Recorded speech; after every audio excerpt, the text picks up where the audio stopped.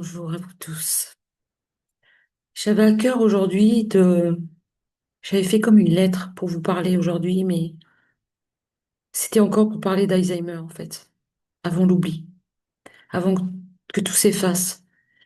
Ce qu'on peut encore dire, ce qu'on peut encore faire, ce qu'on peut encore transmettre, c'est des fois sans qu'on peut fuir, vraiment. Tu sais, il y a des moments que personne ne prépare en fait. Des fois, tu arrives dans un lieu de vie où ton papa ou ta maman a dû être placé parce qu'il est en insécurité seul avec cette maladie. Parce que on appelle ça comme ça aujourd'hui un lieu de vie, mais tu sens que c'est un lieu rempli de promesses. Et en même temps, c'est un lieu de trucs que personne ne dit en fait. Comme s'il y avait une espèce de honte qui glissait. Quand... Je sais pas si toi, tu as mis ta maman ou ton papa dans un lieu comme ça pour qu'il se sente en sécurité, parce que c'est un métier aussi. Alors on va peut-être te dire, on va le stimuler, on va l'entourer, il va être en sécurité. euh, on va ralentir quand il veut ralentir, on fera au mieux. Et c'est ce qu'ils font, hein. Ils font au mieux. Et c'est vrai, au fond. Mais quelquefois, il y a une espèce de promesse qui est un peu silencieuse, euh, auquel on ne parle pas. Parce qu'un jour, cette personne-là, elle ne sera plus, ou elle oubliera. Et ça, on n'en parle pas. Pourquoi on n'en parle pas? Parce qu'on a peur. On fait comme si on avait le temps. Parce qu'en réalité, Alzheimer, c'est le temps qui se déplace.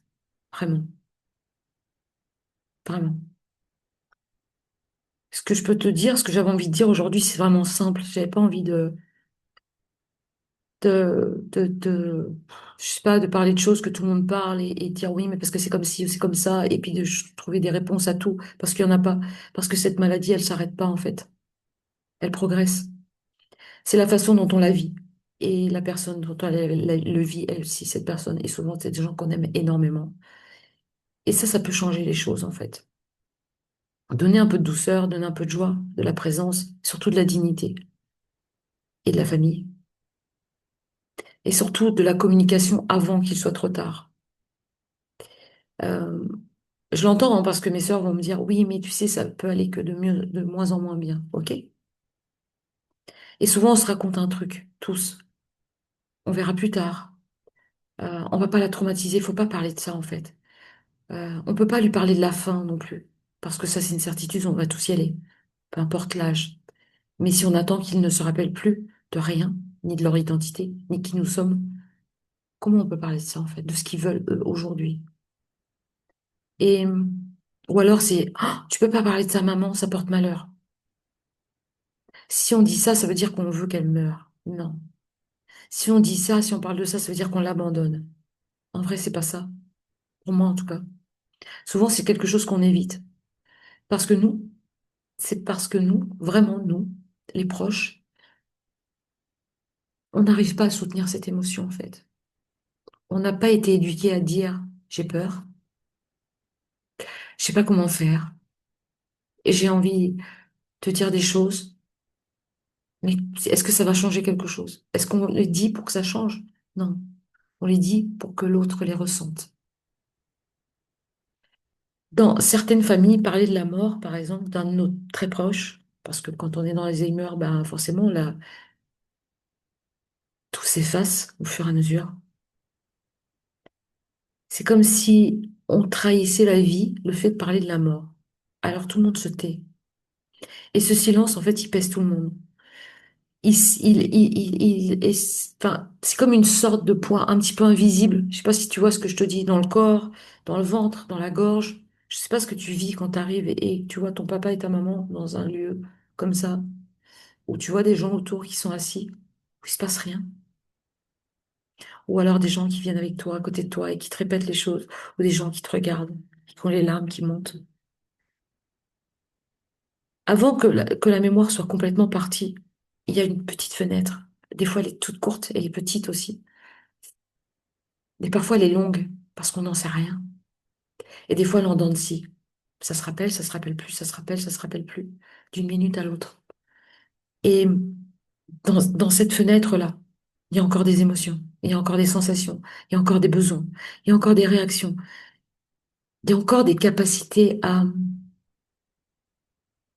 ressentir, à être touché, à être assuré, à être aimé, à être regardé, à être écouté.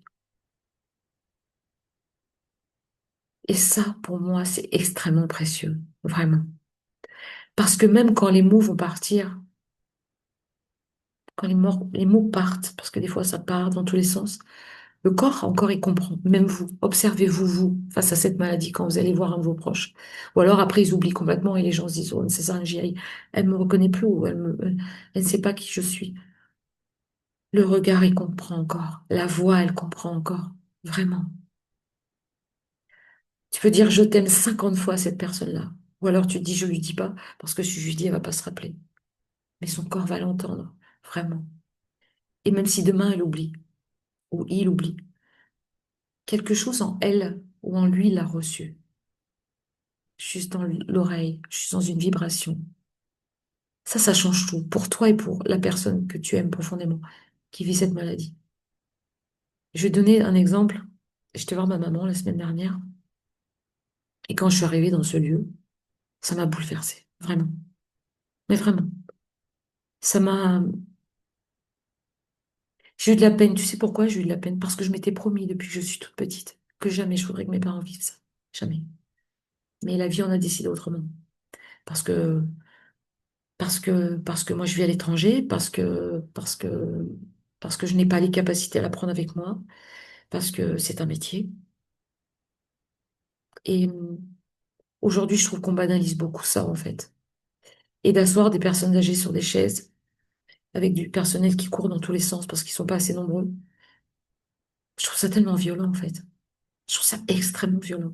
Ou alors de leur dire, bah, c'est au premier étage, elle peut y aller dans des unités qui sont fermées pour les protéger, hein, pour les sécuriser, ça j'entends. D'avoir des moments de lucidité où cette personne-là, elle voit que la fenêtre de sa chambre ou la porte-fenêtre de sa chambre, elle n'a pas le droit de l'ouvrir, elle ne comprend pas. Pourquoi j'ai pas le droit d'ouvrir ça? Mais je suis pas folle. Non, non, t'es pas folle, en fait. En fait, c'est notre enfant à ce moment-là notre enfant intérieur qui dit, mais pourquoi? Mais pourquoi? Et l'endroit le plus dur, c'est la culpabilité, vraiment. Cette petite fille que j'étais quand j'ai vu ma maman il y a quelques jours, mon âme d'enfant, vraiment, pourquoi on ne peut pas faire autrement? Pourquoi? Pourquoi elle? Pourquoi nous? Pourquoi cette dame? Pourquoi ce monsieur? Et parfois, ça se transforme en colère contre la maladie, colère contre les frères ou les sœurs ou le personnel soignant ou contre soi-même, parce qu'on s'en veut. Et ça, c'est normal, en fait. Il n'y a rien de... Je ne veux pas rentrer dans une psychologie à deux balles, vraiment, mais on confond souvent ces deux choses, en fait. La culpabilité, c'est je dois payer pour quelque chose parce que j'aurais pas dû faire ça. Et le chagrin, j'aime, mais je peux plus contrôler ça, en fait. On peut pas le contrôler, ça. Parce que c'est entre elle et elle. Entre elle et son cerveau, elle et son corps. Et plus ça avance et plus la personne ne peut de moins en moins marcher, plus elle a peur de sortir, parce que sortir égale danger, mais rester égale danger aussi. Et dans Alzheimer, pour moi, hein, on veut contrôler parce que l'impuissance fait peur.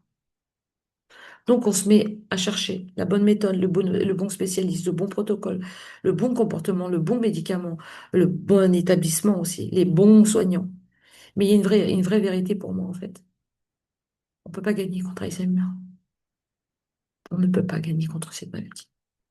Par contre, on peut choisir l'axe, ton axe. Comment j'aime cette personne encore? Comment je veux qu'elle reste digne et qu'on la respecte?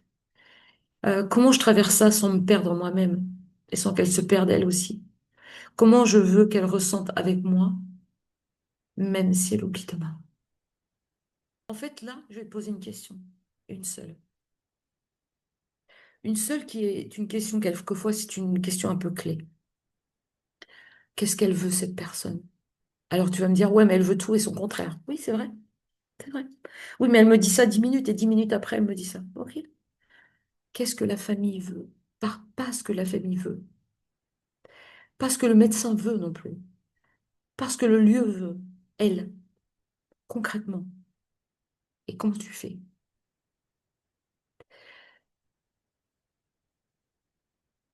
En fait, tu vas changer ton type de communication avec cette personne. Juste la regarder et lui dire, maman, tu te souviens?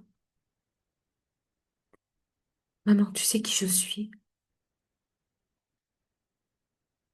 Tu vois, c'est au lieu de dire ces phrases-là, ces types de questions où les gens posent toujours les mêmes questions. Tu te rappelles de la date?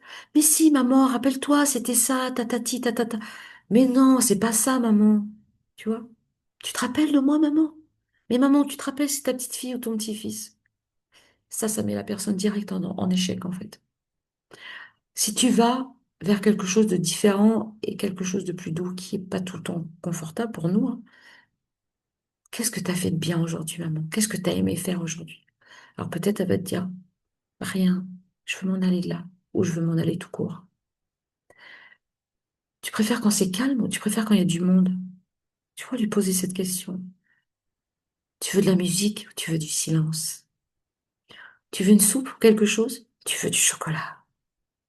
Tu veux que je te tienne la main?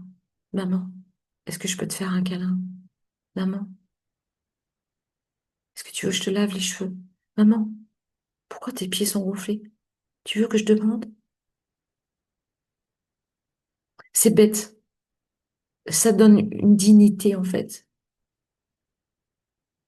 Ou juste lui dire, est-ce que je peux poser ma main sur ton épaule? Est-ce que je peux te masser les épaules?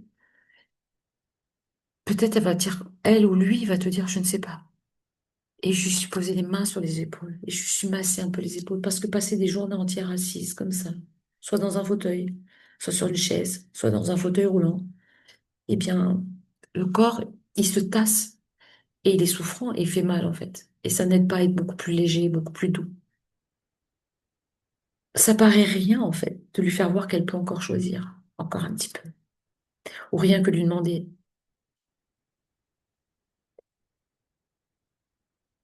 je vais te mettre ton pantalon.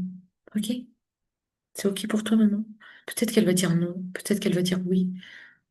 Et tout ça, c'est énorme, en fait. Au moins, que cette personne-là puisse encore choisir. Un petit peu. Juste un petit peu. Parce que tous ces lieux remplis de promesses, avec des prix qui sont quand même très élevés, pour moi, il y a de la cohérence et de l'incohérence, en fait. Vraiment. Pour moi, c'est rempli de ça. Et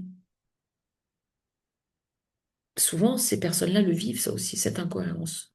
Oui, mais on m'a dit que j'allais être bien là-bas. On m'a dit ça, on m'a dit ça, mais moi, c'est pas ça, en fait. Et un jour, elle veut partir. Un jour, elle est en colère.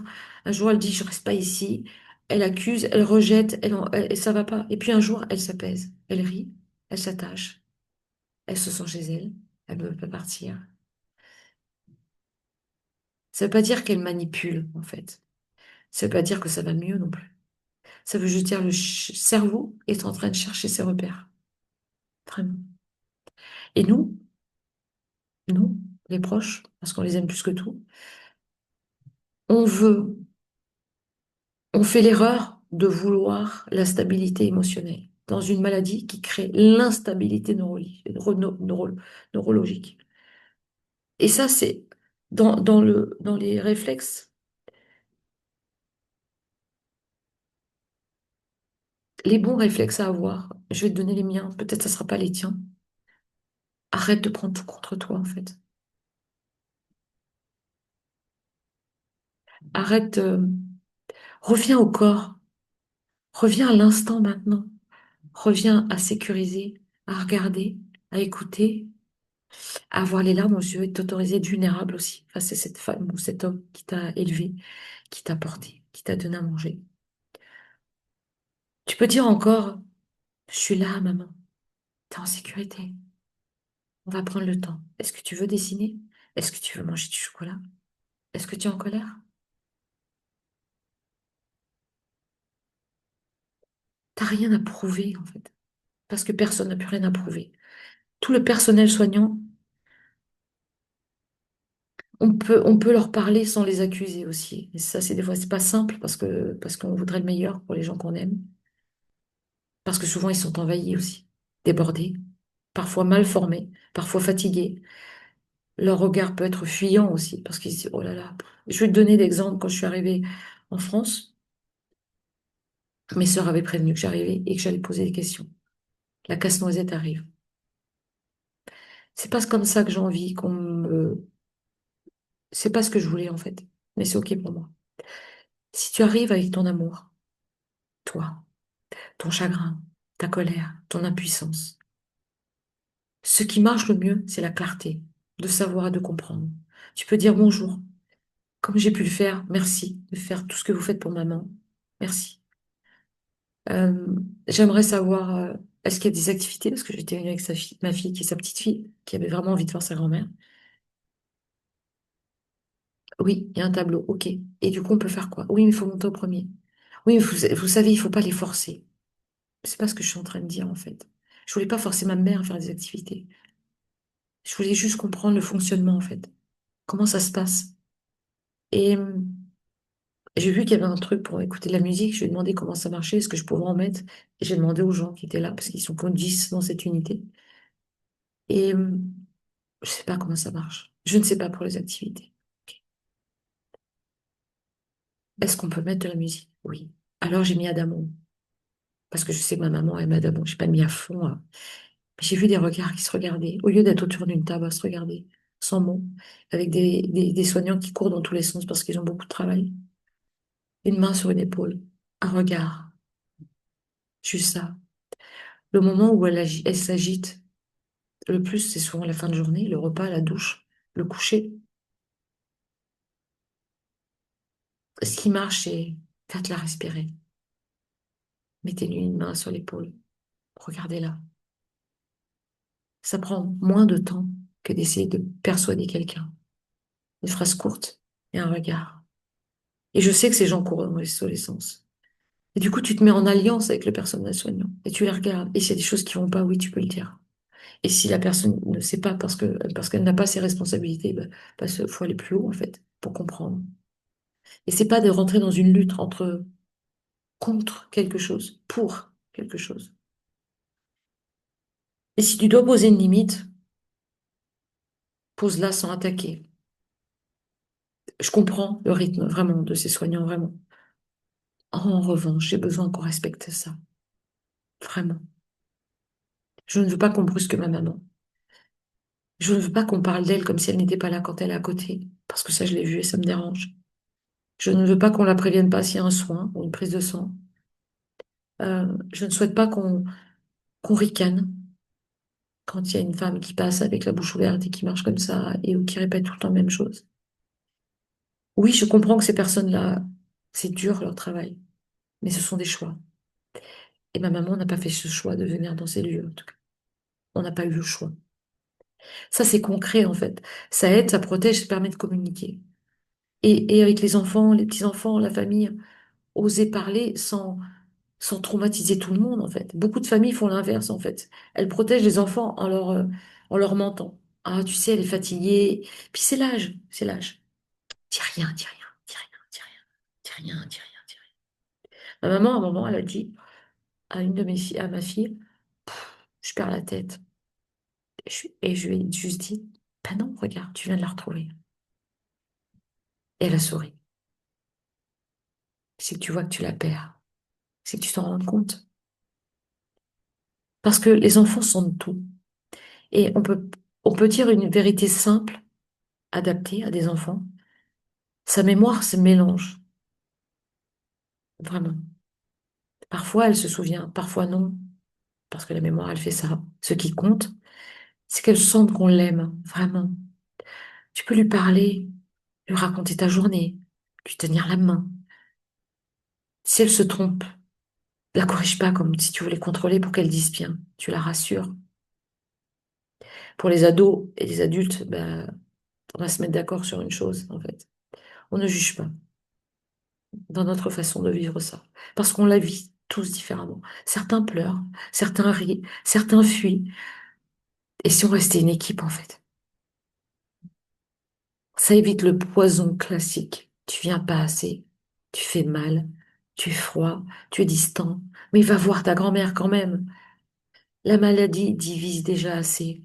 Pourquoi on se diviserait, on va encore se diviser? Alors je pense que si on pouvait tous entourer ces gens, même si on est fâché, se regarder avec intelligence, intelligence émotionnelle, et faire voir à ces gens qui vont bientôt partir qu'on est là, face à eux, malgré les discordes. Et il y a des choses qu'on peut dire avant que tout bascule, quelquefois. C'est qu'est-ce qu'on dit avant qu'elle ne puisse plus tenir la conversation? Pas un discours parfait, pas un moment de cinéma. Oh oui, mais tu sais, alors là, il se passe ça. Puis parce que moi, j'ai fait ça. Et vraiment, je le constate, parce que j'ai vu vraiment des gens visiter leur famille avec beaucoup de culpabilité, comme moi j'ai pu la vivre, ou mes sœurs peuvent la vivre, ou mes neveux, ou en tout cas tous ces petits-enfants, pas ces arrière-petits-enfants parce qu'ils sont trop petits. C'est c'est un moment vrai, en fait. C'est dire à votre maman ou à votre papa, je sais pas comment ça va évoluer, si elle vous le demande, mais je veux que tu saches une chose maintenant, c'est que je t'aime. Et je suis tellement fière d'être ta fille ou ton fils. Je te remercie pour, vous dites quelque chose, quelques petites choses simples. Moi, je les remercie d'avoir toujours été là. Je la remercie de toutes ces maladresses qu'elle a pu avoir avec moi ou avec d'autres. Je la remercie de tout l'amour qu'elle a pu donner autour d'elle et toute la colère qu'elle a pu avoir par moments parce qu'elle a tellement donné et tellement peu reçu. Et s'il y a des choses que tu regrettes, tu peux me le dire, maman. Je suis pas là pour te juger. Je ne suis pas là. Je suis juste là pour être avec toi, en fait. Juste là, en ce moment-là. Et si la personne n'a pas les mots, tu restes sur le corps. Vraiment, vraiment. Caresse-lui la main, pose-lui une main. Ça veut dire que pose ton front contre le sien. Respire. Je suis dire respire. Juste en partant, juste en un câlin, comme elle nous le faisait enfant. Et même si elle nous le faisait pas. Et lui dire je t'aime dans l'oreille. Avec pudeur. Si on aime la pudeur, juste la regarder dans les yeux ou le regarder dans les yeux. Ça change tellement. Prends le temps de regarder dans ses yeux. Je te promets que tu vois quelque chose. Vraiment. Cette chose-là, souvent, elle te renvoie aussi à toi, à tes peurs, à ta pudeur, à ce qu'on t'a appris. On ne pleure pas, on ne dit pas, on tient. Et dans le transgénérationnel, ça devient tellement puissant. Tu peux choisir de ne pas répéter ce silence. Pour toi, pour tes enfants, pour ta maman, pour ton papa, pour ton grand-père, je sais pas, en tout cas. Stimuler quelqu'un, parce qu'on m'a beaucoup dit ça dans ces quelques jours. Oui, mais on ne peut pas les forcer. Ok, ok. On les laisse faire. Ok, ok. Ok, pas de problème avec ça, parce que c'est pas mon travail. Même si j'accompagne l'humain, mais pas l'humain dans la maladie. Parce que ça, pour moi, c'est un vrai métier. Je pense qu'il faut pas performer le bonheur, en fait. Tu peux apporter de la douceur, tu peux apporter de la joie, tu peux apporter un peu de stimuli, comme je ramène un carnet de graines couleur avec plein de feutres, et je mets son prénom dessus comme elle nous faisait quand on était enfant, et je le vois qu'elle prend le stylo, et qu'elle sait plus. Elle l'ouvre, elle referme. Et je vois que son cerveau est en train de lui dire, mais tu vas pas dessiner, c'est ridicule, tu vas pas faire du coloriage, t'as quel âge? Et je vois se balancer un petit coup, et je la regarde. Et je lui dis, tu veux que je le fasse, moi? Ah oui, t'aimais bien ça? Oui. Alors je commence à colorier. Tu te rappelles? J'aimais bien cette couleur. Ah, mais regarde, ça c'est rose. Ah, c'est joli ça. Tu veux qu'on le fasse ensemble? Là, je sais pas. Est-ce que tu veux que je commence? Oui. Ok. Vouloir réussir à Alzheimer, parce que ça c'est un piège vraiment. Pour moi, vraiment, tous les bons axes, c'est des moments de micro-joie, des petits moments.